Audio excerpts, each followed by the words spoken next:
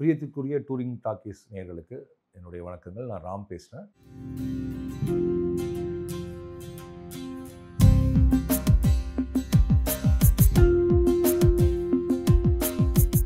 என்னுடைய பறந்து போ திரைப்படம் வர ஜூலை 4ஆம் தேதி வெளியாக இருக்கு.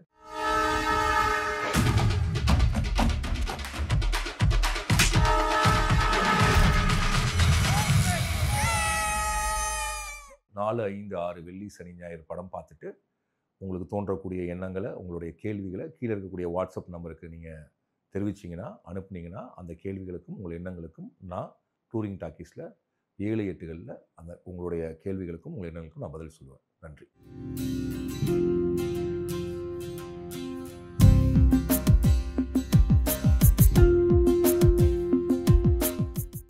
இன்று முதல் உலகமெங்கும் ஜியோ ஹாட்ஸ்டார் வழங்கும் ராமின் பறந்து போ. இந்தியால இத்தனை கோடி பேர் இருக்கான். எவனை கேட்டாலும் ஹார்ட் ஒர்க் பண்றாங்கறான். இங்க ஹார்ட் ஒர்க் பண்ணிலாம் முன்னேற முடியாது. That's harsh truth. எனக்கு நடந்தது உனக்கு நடந்துடக்கூடாதுப்பா. அப்பா மாதிரி ஆயிராத, என்ன மாதிரி ஆயிராதப்பா. நீங்க டிராவிட் ஃபேன் பா, நான் தோனி ஃபேன். பூரி என்ன பெரிய ஹீரோ, காமெடி பண்ணிட்டு இருந்தான். இந்த பெரிய பர்சனாலிட்டி அவர் அழகன். வெறுத்து போய் சொல்றேன்.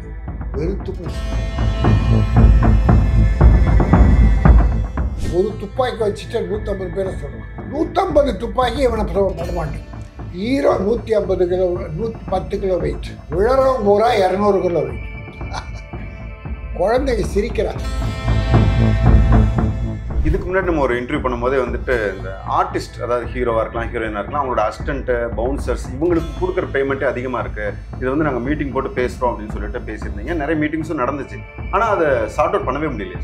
ப்ரொடியூசர் கவுன்சிலில் எந்த பவரும் இல்லை. எல்லாம் ஹீரோயினுக்கு.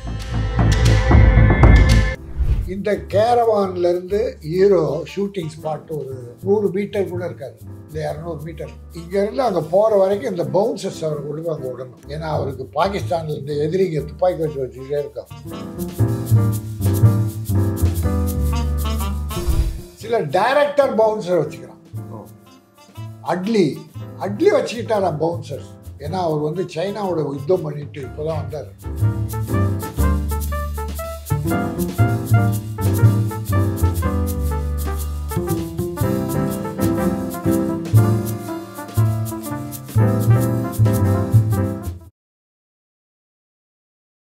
ஹாய், ஹலோ, வணக்கம். நான் உங்கள் விக்னேஷ். இன்னைக்கு நம்ம வந்து யாரை இன்டர்வியூ பண்ண வந்திருக்கோம்னா, தயாரிப்பாளர், நடிகர், அது மட்டும் இல்லாமல் ஒரு பொதுநல சேவகர்னு சொல்லலாம், கே. ராஜன் ஐயாவை தான் இன்டர்வியூ பண்ண வந்திருக்கோம். வணக்கம் சார்.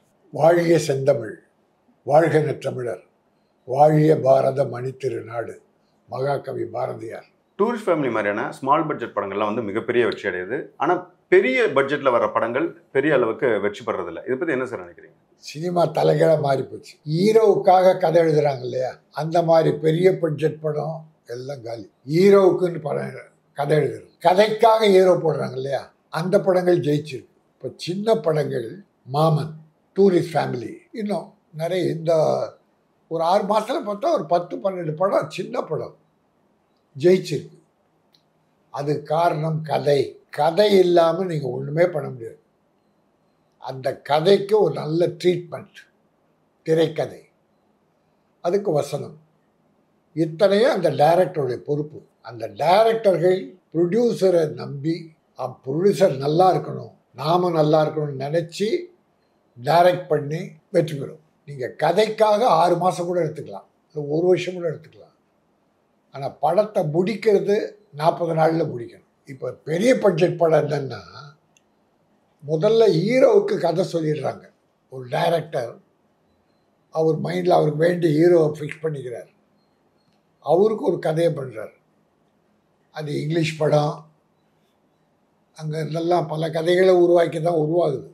அதை போய் ஹீரோக்கிட்ட சொல்லி அவர் ஓகே பண்ணி வச்சுக்கிறார். இப்போ எங்கள் ப்ரொடியூசர் அந்த ஹீரோக்கிட்ட போகிறார். போயிட்டு நீங்கள் ஒரு படம் பண்ணணும், ஒரு 6 மாதம் அலைய விட்டு, அப்புறம் நீங்கள் அந்த டைரக்டரை போய் பாருங்கள். ஹீரோ சொல்கிறது, இவர் டைரக்டர் பார்க்குறாரு. Okay, right. கதையெல்லாம் ப்ரொடியூசர் சொல்கிறது கிடையாது, ஹீரோ டைரக்டர் தான் தெரியும். இப்படி வளர்கிற படங்கள் தான் இப்போ ஃபெயிலியர் ஆகிடுச்சு. பெரிய படம், நான் பேர் சொல்ல விரும்பலை, ஏன்னா எல்லாரும் எங்கள் ப்ரொடியூசர் பணம், அதனால் அவங்க மன வருத்தப்படக்கூடாது, அதுக்காக நான் அந்த பேர் சொல்ல. ஆனால் இந்த ஒரு வருஷத்தில் பாருங்கள் பெரிய பட்ஜெட் படங்கள் நிறைய ஃபெயிலியர். அது மட்டும் இல்லை, ஒரு தர்மம் நீதி நியாயமே படத்தில் இல்லை. அந்த காலத்தில் பார்த்தா ஒரு கதையில் தர்மம் நீதி நியாயம் குடும்ப பாசம் தங்கை பாசம் குழந்தை பாசம் குடும்பம் அப்படி பின்னி பிணைஞ்சிருக்கும். கஞ்சா கடத்தல், குட்டு வெட்டு கழுத்தை வெட்டு கொலை பண்ணு, ஒரு துப்பாக்கி வச்சுட்டு 150 பேரை சொல்கிறான். 150 துப்பாக்கி இவனை பட மாட்டேங்குது. நான் என்ன கேட்குறேன், அந்த 150 துப்பாக்கி ஹீரோ மேலே படல. அப்போ ஒரு 50 பேர் ஆக்கு, 100 பேரை குறைச்சி. உதாரணம் சொல்கிறேன், 20 பேர் ஆக்குறியா, அதை 10 பேர் ஆக்கு. ஏன்னா படம் போகிறதில்ல, ஹீரோ மேலே கை பட போகிறதில்ல. ஹீரோ ஒருத்தனை அடித்தா அந்த காற்றுல 10 பேர் விழறான். அடித்தா அந்த ஹீரோ ஒருத்தனை இந்த காற்று இல்லை, அந்த காற்றுல 10 பேர் விழறான். ஹீரோ 150 கிலோ 110 கிலோ வெயிட், விழறவன் பூரா 200 கிலோ வெயிட். குழந்தைங்க சிரிக்கிறாங்க. அதனால் ஒன்றும் நம்ம யாரையும் குறை சொல்ல. ஹீரோக்களுக்காக கதை பண்ணால் சக்ஸஸ் ஆகாது. ஒரு காலம் போயிடுச்சு எல்லாம். குடும்ப கதைகள் மறுபடியும் வந்துக்கிட்டு இருக்கு. சூரி என்ன பெரிய ஹீரோ, காமெடி பண்ணிகிட்டு இருந்தான். நல்ல தம்பி, அருமையான தம்பி, ஒழுக்கமான பையன். ஒரு 3-4 படம் ஹீரோ சக்ஸஸ் பண்ணிட்டாங்க. ஒரு கவர்ச்சி கிடையாது, ஒரு ஃபைட்டு கிடையாது, ஒரு செக்ஸ் கிடையாது, பாட்டு பெருசாக கிடையாது. குடும்ப கதையை சொல்லி அந்த தம்பி இயற்கையாக நடிச்சுக்க வச்சு அந்த படம்லாம் இப்போ சக்ஸஸ். 3 படம், மாமன், விடுதலை, கருடன் 3 படம் சக்ஸஸ். இந்த பெரிய பர்சனாலிட்டி அவர், அழகன கதையின் நாயகன். கதை இருந்தது, அதை சொன்ன விதம் நல்லா இருந்தது. அதுதான் இப்போ பெரிய ஹீரோக்கள்லாம் தன்னை மாற்றிக்கணும். நிறைய பேர் ஒதுக்கிட்டாங்கன்னு வச்சுங்க. இப்போ பாருங்கள், 2nd ரேங்க் 3rd ரேங்க் ஹீரோக்களில் அதில் 3rd ரேங்க் ஹீரோக்கள் ஒரு 15 பேர் இப்போ காணும். படம் இல்லை, அவங்கள வச்சு படம் எடுத்தவங்கெல்லாம் வியாபாரம் ஆகாமல் நொந்து போயிருக்காங்க ப்ரொடியூசர். அவங்க பேரையே நான் சொல்ல விரும்பலை, எல்லாம் எல்லாருக்கும் தெரியும். இண்டஸ்ட்ரியில் எத்தனை 3rd ரேங்க் ஹீரோவுடைய படங்கள் நிற்குது. ஆனால் அவன் சம்பளம் பூரா 1 கோடி 1.5 கோடி 3 கோடி. டப்பிங் முன்னால் பணம் கொடுத்தணும். ப்ரொடியூசர் எங்கே போய் கடன் வாங்குவான், எவ்வளோ தான் வாங்குவான். இப்போ சினிமா அந்த நிலைமையில் இருக்குது. இந்த ஸ்டாண்ட் அலோன் இண்டிபெண்ட் ப்ரொடியூசர்ஸ் வந்து இப்போ குறைஞ்சிட்டாங்களா? அதுக்கு என்ன காரணம் சார்? வியாபாரம் இல்லை, ஃபைனான்ஷியல் இல்லை. படம் எடுத்து முடித்தா ரிலீஸ் பண்ண முடியல. படம் எடுக்கிற வரைக்கும் கடன் வாங்கி எதையோ வீடை வச்சு எடுத்துடுறாங்க. ரிலீஸ் பண்ணணுன்னா இந்த கடனை கொடுக்கணுமே, ஃபைனான்ஷியலை கிளியர் பண்ணணும்ல. அப்புறம் இதை விட தாண்டி சென்சார் பண்ணியே 100 படம் நிற்கிது. இப்போது சென்சாரான படம் 100 நிற்கிது. ஏன்னா ஃபைனான்ஸ் கிளியர் பண்ண முடியல. அது போக கியூப்னு ஒன்று, பப்ளிசிட்டின்னு ஒன்று. இந்த கியூபுக்கும் பப்ளிசிட்டிக்குமே ஒரு 50 லட்சத்துலேருந்து 1 கோடி வேணும். பப்ளிசிட்டி பண்ணால் தான் மக்கள்கிட்ட போய் சேரும். கியூபுக்கு பணம் கொடுத்தா தான் தேட்டரில் போகும். முன்னெல்லாம் தேட்டரில் ப்ரொஜெக்டர் இருக்கும். நாங்கள் தேட்டர் பெர்சன்டேஜில் ப்ரொஜெக்டர் சேர்த்து தான். ஆனால் இப்போ கியூபுக்கு தனியாக ப்ரொஜெக்டர் தான் கியூப் அப்டேட்டட். இப்போ நீ கியூபுக்கு நாங்கள் தனியாக ஒரு 30 லட்சம் 20 லட்சம் கட்டலாம். சினிமா தலைகீழ மாறி போச்சு. அதனால் ப்ரொடியூசர் இல்லை. படம் எடுத்த ப்ரொடியூசர் மறுபடியும் படம் எடுக்க முடியவில்லை. ஃபைனான்ஸ் கிளியர் பண்ண முடியவில்லை. எனக்கே பல பேர் பாக்கி இருக்காங்க, திருப்பி தரவே இல்லை. 5 வருஷமாக வட்டி கூட கிடையாது.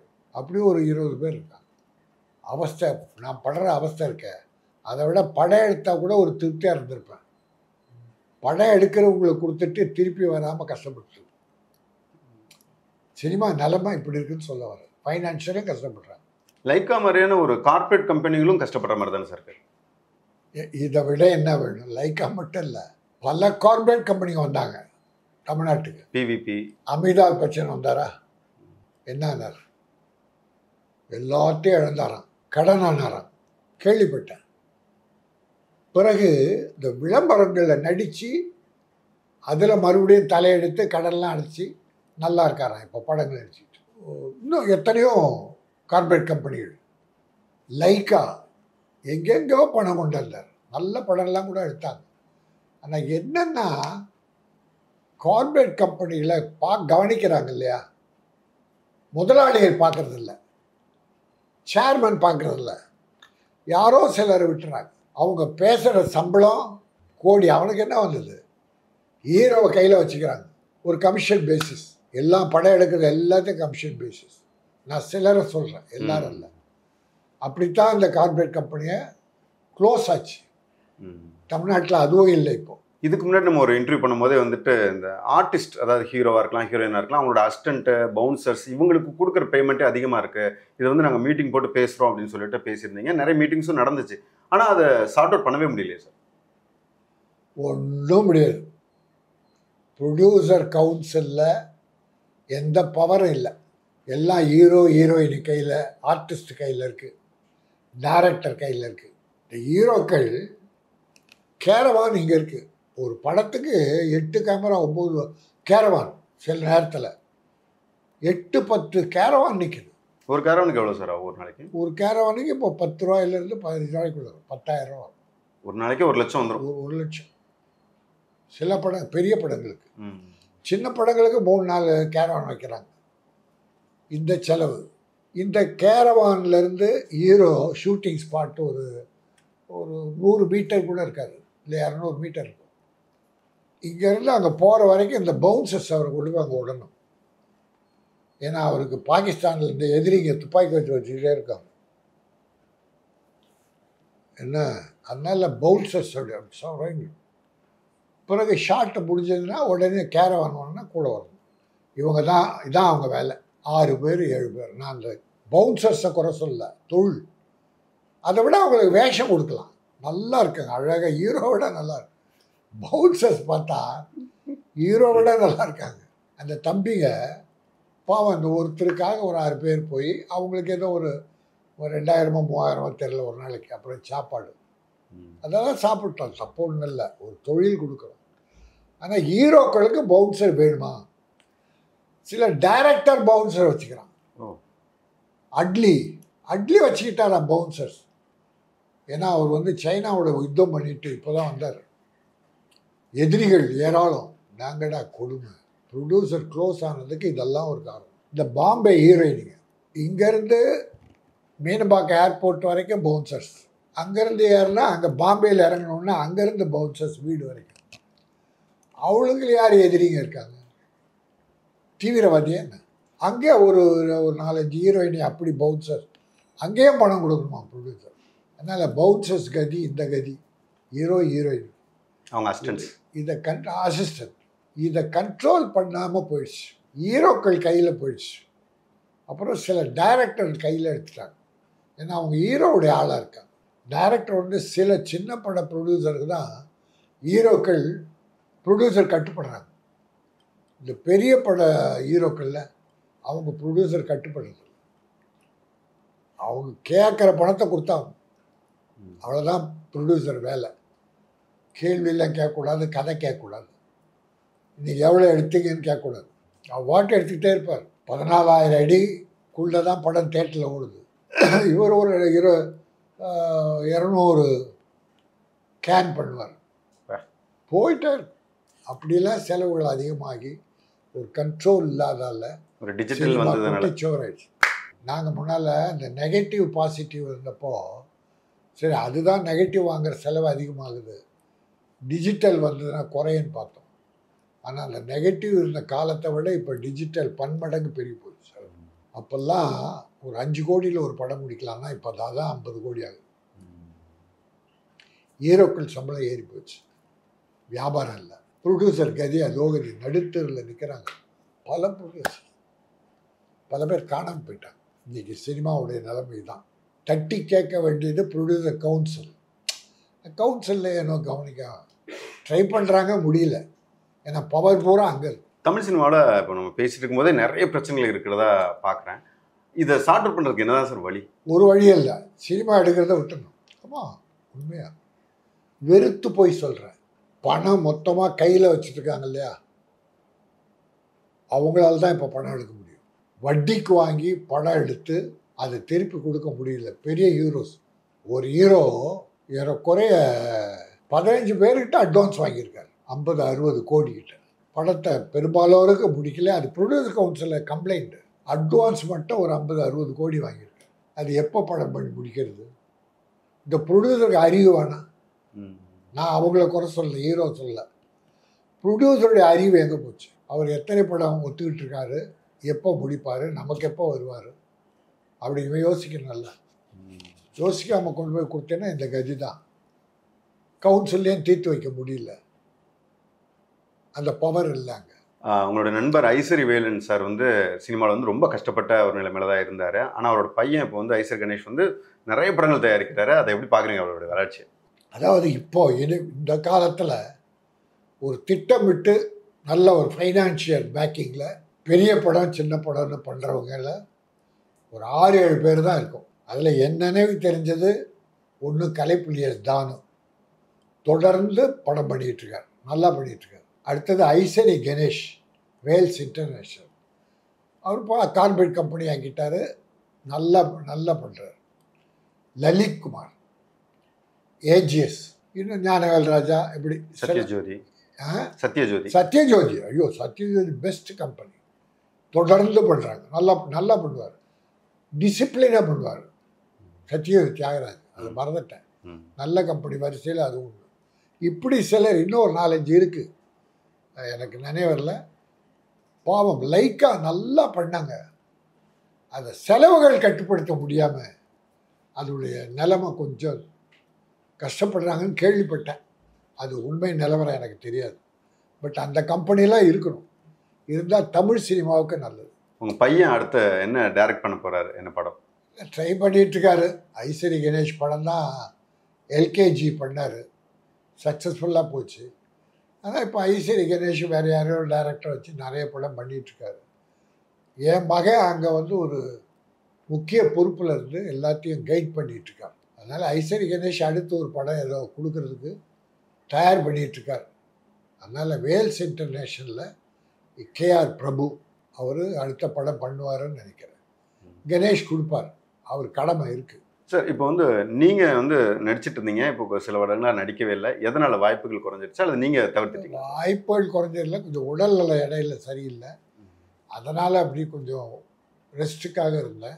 இனிமேல் நடிப்பேன். இன்னும் ஒரு 2-3 மாதத்துக்கு அப்புறம் படங்களில் நடிக்கிற வாய்ப்பு இருக்குது. சார் இப்போ வந்து ஒரு குறிப்பிட்ட வருஷங்களுக்கு முன்னாடி பார்த்தீங்கன்னா ரிவ்யூ வேணுமா, சொல்லணுமா, சொல்லக்கூடாதா, இப்படி சொல்லணும் அப்படி சொல்லணுங்கிற பேச்சு இருந்துச்சு. ஆனால் இப்போ வந்து ஒவ்வொரு படத்துக்கும் ரிவ்யூ சொல்கிறது கூட பணம் கேட்குறாங்கிற விஷயம் வந்து வெளியாகிருக்கு. இதை பற்றி என்ன சார் நினைக்கிறீங்க? ரிவ்யூ கூட வியாபாரம் ஆகிடுச்சு. அதாவது படம் எடுத்துட்டோம், அந்த பத்திரிகை ஊடகங்கள் அவங்க தான் மக்களுக்கு கொண்டு போகிறாங்க. அதுக்கு நாம் வந்து ஒரு ப்ரிவ்யூ போடணும். ப்ரிவ்யூ போட்ட பின்னால் பல பேர் ரொம்ப நியாயமாக பண்ணுறாங்க. சில பத்திரிகைலாம் பார்த்தா ப்ரிவ்யூக்கு வர மாட்டாங்க, தியேட்டரில் போய் படம் பார்ப்பாங்க. ஏன்னா இவங்க ஏதோ பணமாக பரிசு பொருள் கொடுக்குறாங்க, சில பொருள் கொடுக்குறாங்க. ஆனால் சிலர் கேட்டு வாங்குறாங்க. ஒரு சிலர் ரிவ்யூ எழுத, விமர்சனம் எழுத பணம் கேட்டு வாங்குறாங்க. அதுவும் மோசமாக போச்சு. பத்திரிகை தர்மமும் குறைஞ்சி போச்சு. ஆனால் 78% நேர்மையாக இருக்கு. எதில் தான் இல்லை? புல்லுருவிகள், காவல்துறையில் புல்லுருவிகள் இருக்குது, பத்திரிகை துறையில் இருக்குது. தர்மமே இல்லை. இப்போ அதர்மம் தான் தலைவிரித்தாடுகிறது. ஆக அந்த நல்ல மனிதர்கள் வாழ்க. நேர்மையாக படம் நல்லா இருந்தால் நல்லா எழுதுங்க, குறை இருந்தால் குறைச்சி எழுதுங்க. குறை எழுதணும், கொஞ்சம் குறைச்சி எழுதணும். ஏன்னா ப்ரொடியூசர் லட்சக்கணக்கு கோடிக்கணக்காக பணம் போட்டு எடுக்கிறான். அதை கண்ணா பண்ணான்னு ஏதோ ஒரு காழ்ப்புணர்ச்சியில் பணத்துக்காக எழுதுனா கொஞ்சம் பாதிக்குது. அதனால் நான் பத்திரிகையாளர்கள் பத்திரிகை தர்மத்தை கடைபிடிக்கணும், இதுதான் என்னுடைய வேண்டுகோள். இப்போ வந்து ட்ரக்ஸ் யூசேஜ் வந்துட்டு நிறைய புறையோடி போயிருக்கு தமிழகம் எங்கும். அதை பற்றி என்ன சார் நினைக்கிறீங்க? என்ன பண்ணுறது? இந்தியா பூரா, உலகம் பூரா. தமிழ்நாட்டில்னு சில எதிர்கட்சி சொல்லிகிட்டு இருக்காங்க, தமிழ்நாட்டில் இல்லை, தமிழ்நாட்டில் குறைவு. உலக நாடுகள்லேருந்து குஜராத்தில் வருதுன்றாங்க. போர்ட்டஸ் இல்லையா, அங்கே வந்து தான் நாடு பூரா பரவுதுன்னு. இப்போது ஒரு 6 மாதத்துக்கு முன்னால் கூட ஒரு 3000 கோடி 4000 கோடிக்கு பிடிச்சாங்க. ஆக சென்ட்ரல் பிளேஸாக குஜராத்திலேருந்து நாடு பூரா, காந்தி பிறந்த மண், அங்கே ஏர்போர்ட்லேருந்து நாடு பூரா போகுது அப்படிங்கிறாங்க. இப்போ பள்ளி மாணவர்கள் வரைக்கும் பரவி போச்சு. கல்லூரி மாணவிகள் வரைக்கும் பரவி போச்சு. குடும்பத்தில் பெண்கள் கூட சிலர் இதுக்கு அடிமையாக இருக்காங்க. நினைக்கவே நெஞ்சம் நடுங்குகிறது. நாடு என்ன ஆக போதோ தெரியல. அதனால் இது ஒரு ஸ்டேட் பிரச்சனை இல்லை, நேஷனல் பிரச்சனை. அதனால் நான் ஐயா பிரதமர் மோடி எவ்வளோ நல்ல திட்டங்களை பண்ணுறார் மக்களுக்கு. ஆனால் இதில் இந்த மதுவிலக்கை கொண்டு வர இந்த தேசிய பிரச்சனையாக எடுத்துக்கிட்டு நாடு பூரா, இந்தியா பூரா மதுவிலக்கை அமல்படுத்தணும். அது பிரதமர் மோடியால் தான் முடியும். போதை முற்றிலுமாக. ஆமாம். ஏன்னா இப்போ உதாரணமாக தமிழ்நாட்டில் பெருகிடுச்சு மூடுன்றாங்க. சரி, முதல்வருக்கு அந்த அக்கறை இருக்குது. முதல்வர் மு.க. ஸ்டாலினுக்கு மதுவிலக்கு கொண்டு வரணும்னு அக்கறை இருக்குது. மக்கள் கெட்டு போகிறாங்கன்ற வருத்தம் இருக்குது. ஆனால் தமிழ்நாட்டில் மூடிடுறாருன்னு வச்சுங்க.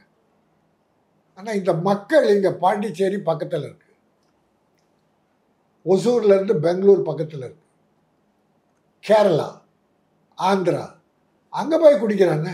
குடிக்கிறவனை நிறுத்தணும். இல்லை ஒட்டுமொத்தமாக இந்தியா பூரா மதுவிலக்கு கொண்டு வரணும். கொண்டு வந்து கடுமையான சட்டம் போட்டு இதை நிறுத்தினா குடும்பங்கள் நல்லாயிருக்கும். ஒவ்வொரு குடும்பம் நல்லாயிருக்கும்.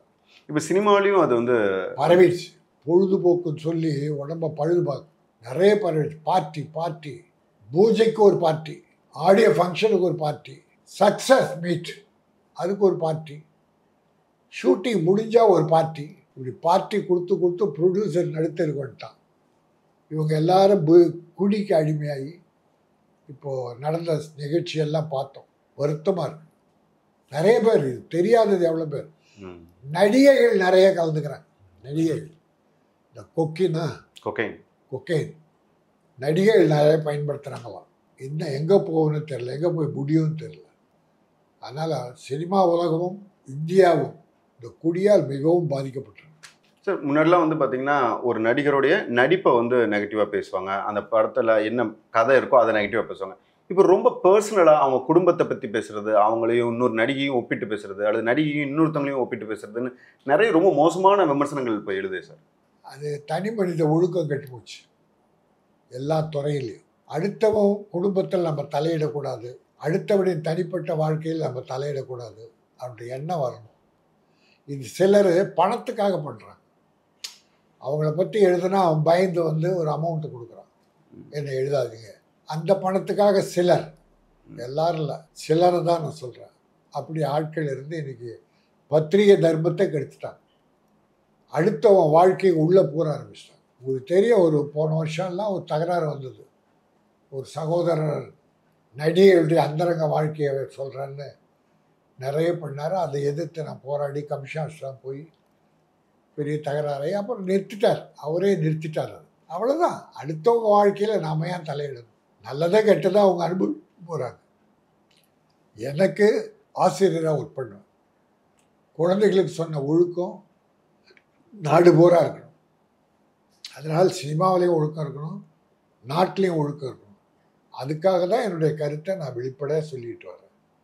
அதை இந்த மக்கள் கேட்பாங்க. தயவு செய்து நான் மக்களை வேண்டி கேட்டுக்கொள்வது, இளைஞர்களை குறிப்பாக கேட்டுக்கொள்வது, மதுக்கு அடிமையாகாதீங்க. குடியை கெடுக்கோன்னு படிக்கிறீங்க, குடும்பமே பாழாய நடுத்தரில் போகுது. தாய்மார்கள் ரொம்ப வேதனைப்படுறாங்க, குழந்தைகளை படிக்க வைக்கிறது கஷ்டப்படுறாங்க. அதனால் ஒவ்வொருத்தரும் ஒழுக்கத்தோடு உடல் நலத்தோடு வாழணும்னா இந்த குடியை ஒழிச்சிட்டா குடும்பங்கள் நல்லாயிருக்கும், தமிழ்நாடு நல்லாயிருக்கும், இந்தியா நல்லாயிருக்கும். விஜய் சார் இப்போ ஜனநாயகன் படம் பண்ணிட்டு இருக்காரு. இதுதான் அவருடைய கடைசி படம். இதுக்கப்புறம் நான் முழு நேரம் அரசியலில் இறங்க போகிறேன்னு சொல்லியிருக்காரு. அதை பற்றி என்ன சொல்லுங்கள்? விஜய் ஜனநாயகம் கடைசி படம் வெற்றி பெறணும்னு நான் வாழ்த்துறேன். அவர் சினிமா விட்டு ஒதுங்கிறது அது அவர் விருப்பம். கட்சி ஆரம்பிச்சிட்டார். சினிமாவை ஒரு பெரிய 250 கோடி இழந்துருந்தான் விட்டு தான் அரசியலுக்கு வர்றார். அரசியலை சரியாக பண்ணணும். இன்ன வரைக்கும் சரியாக பண்ணலை, முழுமையாக இறங்கலை. ஜனநாயகம் முடிஞ்சோம் 3 மாதம் ஆச்சு, இன்னும் முழுமையாக இறங்கலை. அவர் இழுத்த உடனே நான் முதலமைச்சர் ஆகணுன்ற எண்ணத்தோடு வர்றதை தவிர்த்து ஒரு எலெக்ஷன் தனியாக நின்று நமக்கு என்ன செல்வாக்கு மக்கள்கிட்ட இருக்குதுன்னு ஒரு கணிச்சிட்ட பிறகு அப்புறம் எந்த கூட்டணிக்கு போகலாம், யாரோடு சேர்ந்தால் ஜெயிக்கலாம், எப்போ முதலமைச்சர் ஆகலாம், என்பதெல்லாம் அவர் மக்களோடு இணைந்து பாடுபடுற போது தான் அதுக்கு சரியான ரிசல்ட் கிடைக்கும். இதுக்கிடையில் என்னன்னு யாராலும் கணிக்க முடியாது. என்ன இப்போ 10-12% ஓட்டு இருக்குன்னு சொல்கிறாங்க. ரசிகர்கள் இருக்காங்க, நல்ல ரசிகர்கள் இருக்காங்க. அவங்க அரசியல்வாதி ஆகணும். அரசியல் வேறு, ரசிகர் வேறு. அதனால் அரசியல் பயிற்சி எடுக்கணும். இவரே பயிற்சி எடுக்கணும். இன்னும் முழுமையாக வரல. எழுதி கொடுக்குற அறிக்கை தான் படிக்கிறார். அதனால் இப்போ இந்த 26ல் மு.க. ஸ்டாலின் திராவிட முன்னேற்ற கழகம் நிச்சயமாக ஆட்சிக்கு வரும். ஏன்னா வேலைகள் அற்புதமாக பண்ணிகிட்ருக்காங்க. அடிமட்டத்திலிருந்து வேலைகள் அற்புதமாக இருக்குது. அவங்களுடைய திமுக தொண்டர்கள் எலெக்ஷன் ஒர்க்கு அப்படி தெரிஞ்சவங்க, பூத்துலேருந்து அவ்வளோ வேலைகளை பண்ணுவாங்க. அதனால் அந்த மாதிரி வேலைகளை இவர் ரசிகர்களுக்கு சொல்லிட்டார். தொண்டர்களுக்கு பயிற்சி கொடுக்கணும். அப்புறம்தான் ரிசல்ட் என்னன்னு தெரியணும். ஆனால் நல்லா இருக்கட்டும். நம்ம தமிழன் கட்சி ஆரம்பிச்சிட்டார், வரட்டும். ஆனால் அவசரப்பட வேண்டாம், பொறுமையாக வரட்டும். சினிமாவில் இப்போ வரணும்னு துடிக்கிற இளைஞர்களுக்கு நீங்கள் சொல்கிற அட்வைஸ் என்ன சார்? சினிமாவை இப்போ யாரும் நினைக்காதீங்க. சினிமா நல்லா இல்லை. முயற்சி பண்ணுங்கள். சினிமாவுக்கு வரலன்னு சில நடிகைகள்லாம் கெட்டு போகிறாங்க. சிலர்லாம் கெடுத்துட்றாங்க. தப்பான வழிகாட்டி ஹீரோயினி ஆக்கிறேன் அப்படின்லாம் சொல்லி பொய் சொல்லி ஏமாற்றி கெடுத்துட்றாங்க. சில இளைஞர்களும் பணத்தை எழுந்துடுறாங்க. அதனால் பொறுமையாக சினிமாவை உத்து பார்த்து அதில் கொஞ்சம் கொஞ்சமாக நுழைஞ்சி முயற்சி பண்ணுங்கள். முயற்சி தப்பு இல்லை, முயற்சி திருவினையாக்கும். ஆனால் ஏமாந்துடுறாங்க. யாருக்கும் ஏமாந்துடாதீங்க. ஏமாத்துறதுக்கு நிறைய பேர் இருக்காங்க. நன்றி, வணக்கம். பரபரப்பான சினிமா செய்திகள், நட்சத்திரங்களின் பேட்டிகள், சினிமா வரலாறு ஆகியவற்றை பார்க்கவும் படிக்கவும் உங்களுக்கான இணையதளம் touringtalkies.co.